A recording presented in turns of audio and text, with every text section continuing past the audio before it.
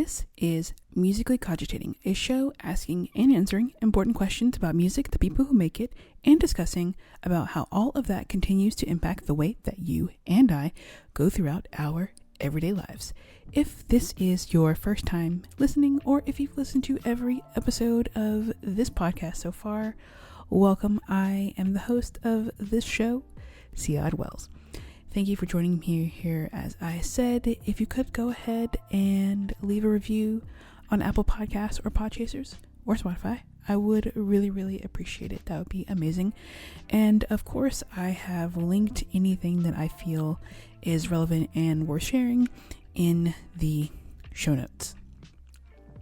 This week, we're going to continue the Magic of Musical Places series by talking about perhaps the most magical of all of the magical musical places.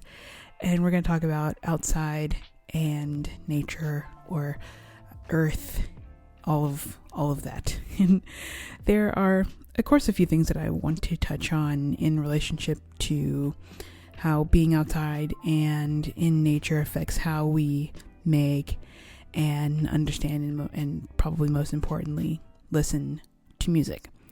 I think that being outside and in nature has a really important impact on us all from a musical perspective and, of course, from a non-musical perspective. It's just healthy for people to, if they're able to be outside.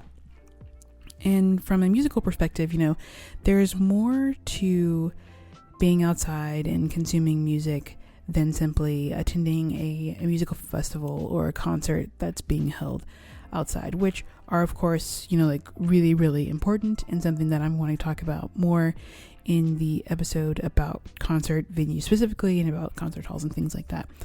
But to be outside and to be in nature, to be one with the trees is a really important part of understanding how we listen to music, because for us, essentially, outside is endless. And not to be cliche or corny here, that there is so much music in nature. When you go outside, the birds are chirping.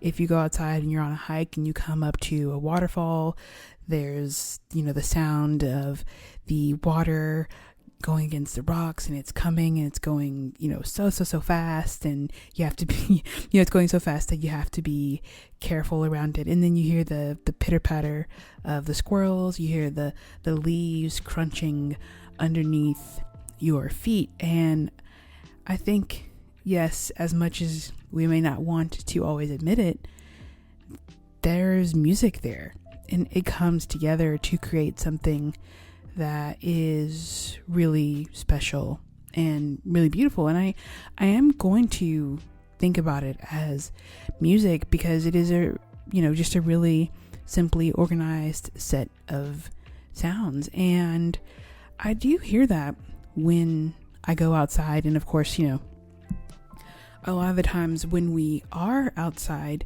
we are also listening to music, right? When I'm riding my bike, sometimes I don't typically listen to music, but I might listen to a podcast.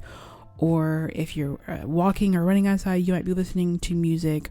Or if, you're just hanging out, you might also be consuming music. And so we're doing that outside. Sometimes we're sort of blocking out the noise and the sound and in the music that nature is giving to us.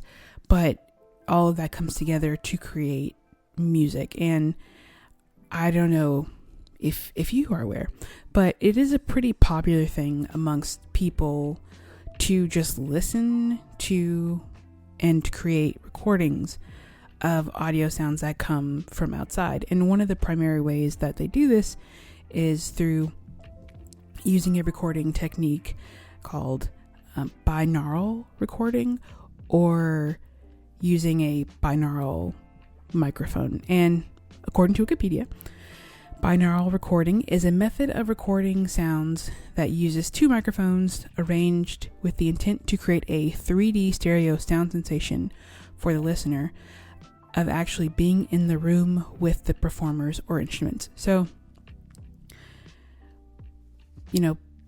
it's not really common for this to be a way that people record music. The music that you and I listen to, as far as songs and recordings, things like that, are not binaural recordings, but there are some of these recordings. And so to me, these are sort of like 360-degree recordings, if you will.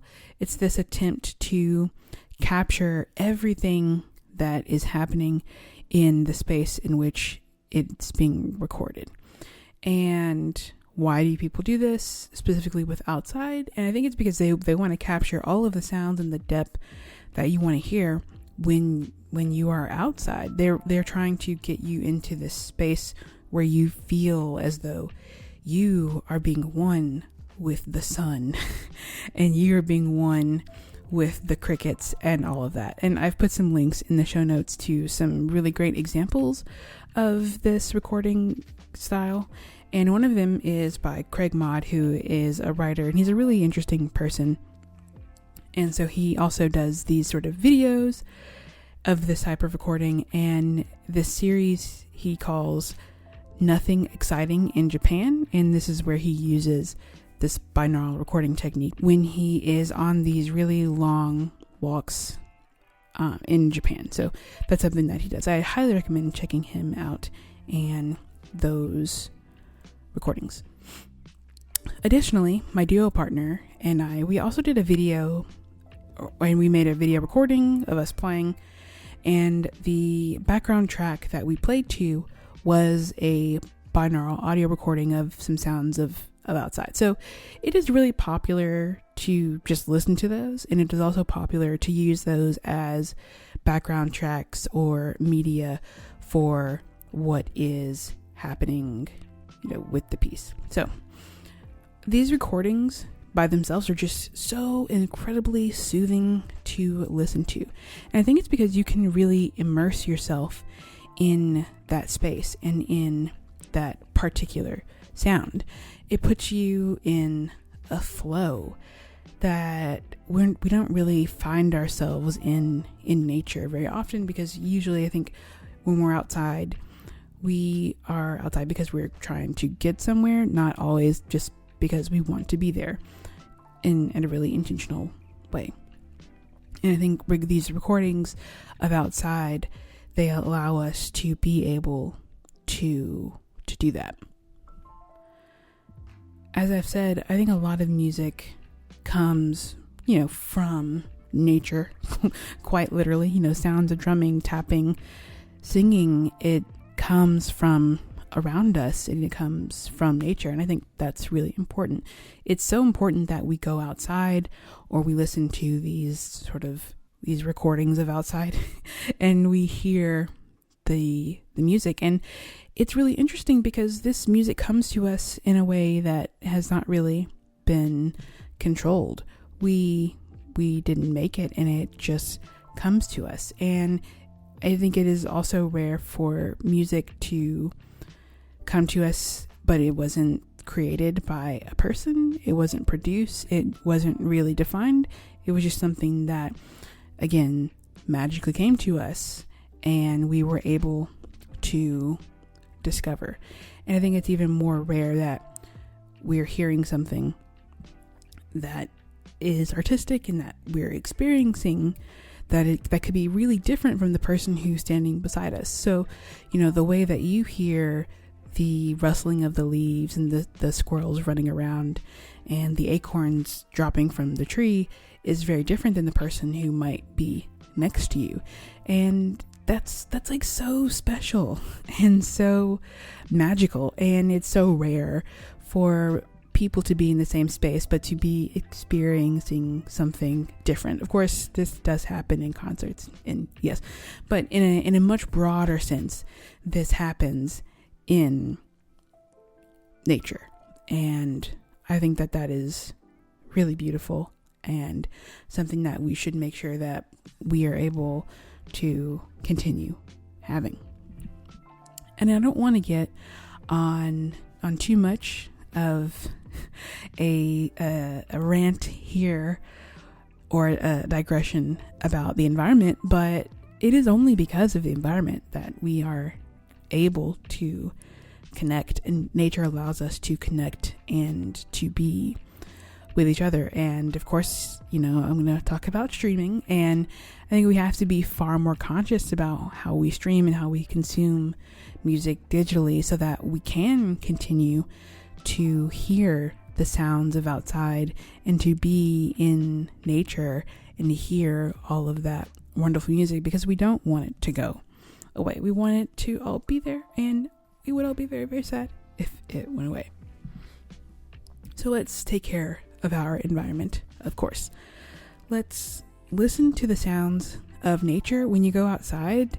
I am just going to encourage you to just take a little bit of time to listen. It doesn't have to be a long time, but just take a little bit of time to listen to the music that nature is giving to you, because it is really magical. It is music that you will only hear that one time, and it is really, really special. So just listen. Since this is, of course, a show about music, I want to recommend something for you to listen to that is not going to be nature related, but it's still going to be really, really cool. And this week's recommendation is Love Is the Message by Yosef Days, Alpha Mist, Monster Brown, and Rocco Palladino. And this track is very good. It's like 11 minutes of just pure greatness. So highly, highly, highly recommend. Don't forget to follow the podcast on social media and to visit the website. Sign up for the newsletter. And as I mentioned at the top of the show, I would appreciate it if you gave a review wherever you find your podcast. You can always support the show through Buy Me a Coffee or using the link in the show notes. You can always, get a bookmark, a pin, or a t-shirt as well. So that is all I have for you today. I'll be back very soon with the next episode in the Magic of Musical Places series. Until then.